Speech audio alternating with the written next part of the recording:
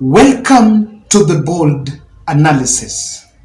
I have just come back from Jacaranda. I want to mention that I attended Jacaranda and I was in Kamkunji. So when I came back, I realized that Raila Odinga had a very successful rally there. According to me, Raila Odinga is holding rallies. I don't understand why Kimani Ichung'wah and Ndindi Nyoro are actually telling the population in Narok that Raila Odinga anafanya maandamano. Let's start from there. No maandamano. Maybe if it will come to that, not yet. There is no difference between what Raila is doing and what Ruto is doing in the prayer rallies. It is just simple. Everyone is interacting with the population. And I can tell you that in Europe, like for example in France, there are protests every day, like every week, but things move on. Same to Kenya Kwanza. These weekly rallies that are actually happening on Sunday, there is no way they can hinder implementation of programs or government of operations which normally start from Monday to Saturday or to Friday. On Sunday, even the president doesn't work, goes to interdenominational services that are political rallies. Simple. I want us to go to Jacaranda. What did I see? What did I pick? And also, what did you pick? By the way, what did you pick? What did you pick? When I went there are issues I wanted to assess, and for me, I'm so interested into how the people are reacting to what's going on. So I want to put up my 4 observations from someone who was in the field and assessment of what next. But before that, I need to tell you, Raila team announced that after Jacaranda, they're heading to Kamkunji, I think that's Kibera.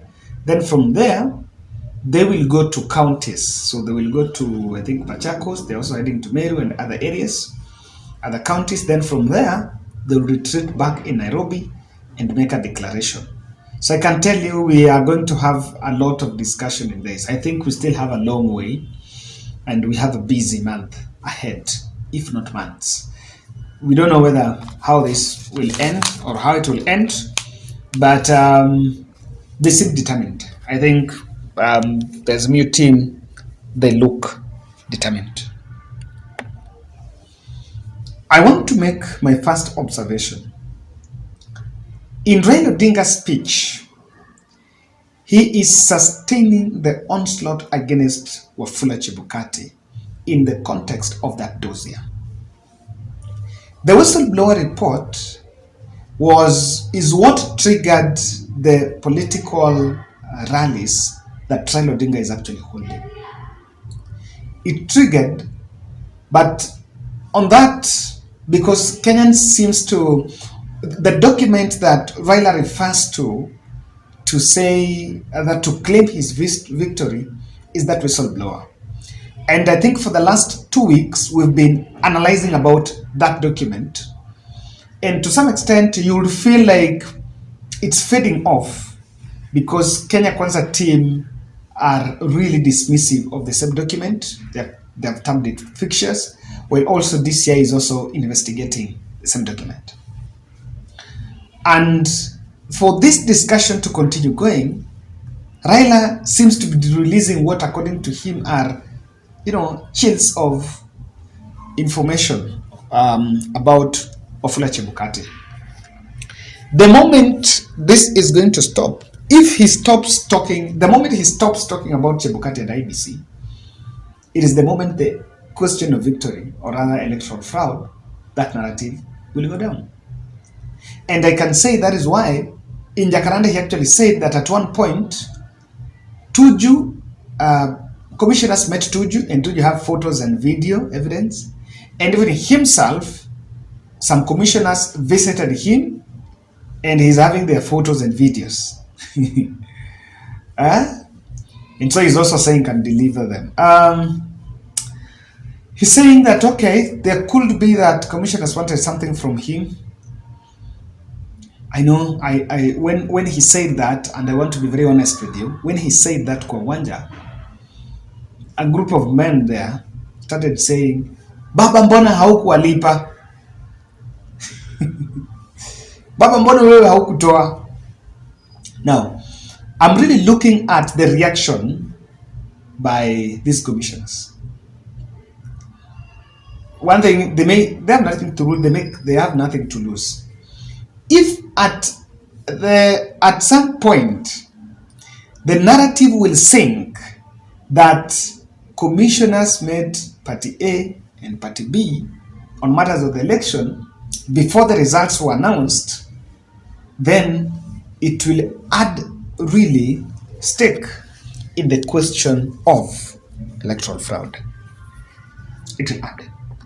So when Raila, I think Raila is sustaining that, and that dossier, the sustained dossier on IBC, is also a provocative strategy so that to make them respond. Fortunately, they are out in office. If they could have been there, maybe wangekuwa sasa another process ya kuwatoa. So let's wait and see whether it's going to respond.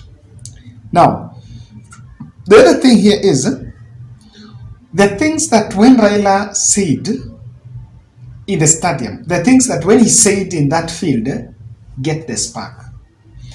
And before I look at that, ukiangalia the way they organized is Raila makes the speech. I think it's because they don't want to, he has the spark and the whole conversation is about him. He makes the speech, then starts inviting others. Raila and Martha Karua remain lethal.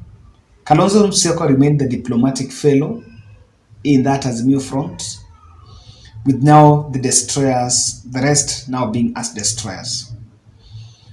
And one thing that is coming out clearly is that Raila still remains the popular. I don't know. I'm even wondering if we were to push another person. He still remains the most popular amongst them. Because the conversation about rallies are called Baba, Baba, Baba. Now, when he speaks about Chebukati, the crowd goes frenzy. When he speaks about the cost of living, people look down and people frown. That's it. They don't react by yelling and raising their hands as before, but people go down, like as in kama watu wanaanza kufikiria yenyewe si price yangu iko chini. That's one thing. But for someone who wanted to send this to unmoved President Ruto, the audience is interacting with the message. However much it's packaged, you might brand the rallies as maandamano, but watu wanasikia vitu wanasema. That's it. The other thing is this. I don't know, there are mixed reactions, and I want to pick your assessment. When Raila is going on with these rallies, do you support of him defending Uhuru Kenyatta? Or are you of the opinion that the name of Uhuru Kenyatta should not be mentioned around it? I want to read, I'll go to comment section. Someone mwenye anaweza nipatia point yako, reason yako na unadhani should he defend Uhuru Kenyatta in front of the public? There are two things. Kenya Kwanza is busy telling, is successfully telling the population that Uhuru was wrong, that Uhuru messed the country. They are running that narrative. Raila Odinga is also telling the population and is trying to sanitize Uhuru Kenyatta in the public. General understanding is that when someone leaves with, of course, from such an office, you can't leave a clean bill. There must be people who still feel that things are not right. So When Raila defends Uhuru in public in those rallies, while Kenya Kwanza inasema Uhuru ni mbaya, do that make Raila not be in a position to crack, to get to people who listen to Ruto?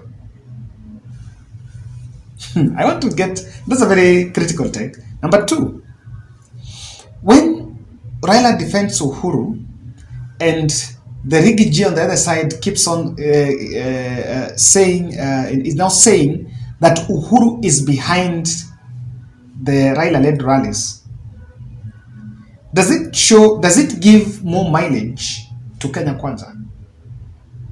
Those two questions. We're going to have that debate. I'll have to look at that. And I want to sample your feedback. One of my videos this wiki tunaingia. Nitajaribu kuangalia your point, by the way. Whether, how long, how far should Raila kick off? Because well, in Kapkunji, he mentioned about the transitions, that we've had different transitions. Na kila mtu amekuwa akifanya, was not blaming the other person. And of course that's true. Kibaki did not blame Moi. And Uhuru Kenyatta never blamed Kibaki. That may be because when Uhuru took over, he was in good books with Kibaki. And I also believe when Kibaki took over, he was not in good books with Moi, but Moi's time had just come to exit the stage. Now, the transition of 2022 was one where the president was not in good books with his successor. So naturally, the fallout happened. And I don't think you will be a bit overambitious to say that they had just to be together.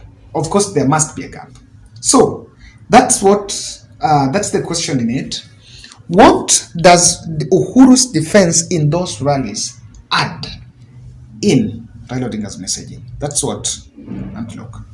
Now, the other one I realized is this. I think with Raila team injecting emotional appeals in their messaging, it whips the public.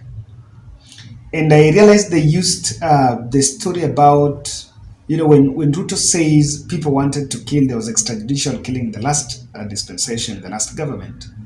And then Raila comes up asking who killed Sando, who killed Jacob Juma, who killed that. Now, trying to invoke Ruto's public record in public, I think, is a strategy to suppress his messaging.